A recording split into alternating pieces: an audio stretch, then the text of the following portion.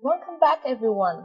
The second mini lecture in this module will focus on level A2 in writing skills. While level A1 is like beginning level, level A2 is similar to high beginning or elementary level. Now let's look at what learners at level A2 can do in writing. Take a look at the descriptors on the screen for written interaction. Note down the keywords in the statements and compare with the corresponding statements in level A1. So you see, in overall interaction, we have simple formulaic notes, areas of immediate need. Formulaic notes means notes that follow a formula, or notes that have fixed and repeated words or ideas. Areas of immediate need means that areas or situations in which a person has to communicate to meet their basic needs. In writing correspondence, these are simple personal letters. Did you notice letters? It means that at this level, learners can already write a complete text, can't they? But again, remember, it must be the easiest kind of letters, which is to say thanks or to say sorry only. In writing notes, messages, and forms, we have two descriptors. The one below is for lower A2, while the one above is for higher A2 level. Lower A2 describes the ability to leave a note or message, while higher A2 describes the ability to take messages from someone else. Did you notice matters in areas of immediate need in lower A2?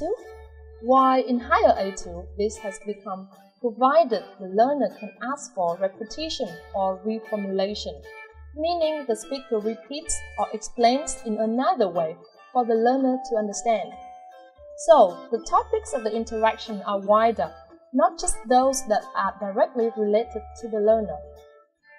Let's look at some specific examples of writing interaction tasks that A2 learners can do. They can complete basic forms to satisfy survival needs, for example, job application, school registration form, basic medical form, library card, etc. They can prepare a map or very simple directions to their home or their apartment. They can write simple notes and messages. For example, note to a teacher about a sick child or thank you for a gift. Compared with level A1, learners at this level can write a complete document already, even though it's in the simplest form like a letter or a message. His zone of interaction is also widened. He or she can now write about more topics, not just his or her personal details. Next, let's turn to written production. Take a look at the descriptors on the screen. Please note down the keywords in each descriptor statement. First, with creative writing, descriptors are further divided into lower A2 and higher A2. Keywords in lower A2 statements are a series of simple phrases and sentences, short simple biographies and poems. The topics are family, living conditions, educational background, and job. This is an example of a poem at level A2. It is a poem about the first day at high school with a lot of changes and mixed feelings. Let's have a look. Keywords in A2 statements are linked sentences about everyday aspects and short basic descriptions. Possible topics are people, places, job, study, events, past activities, personal experiences.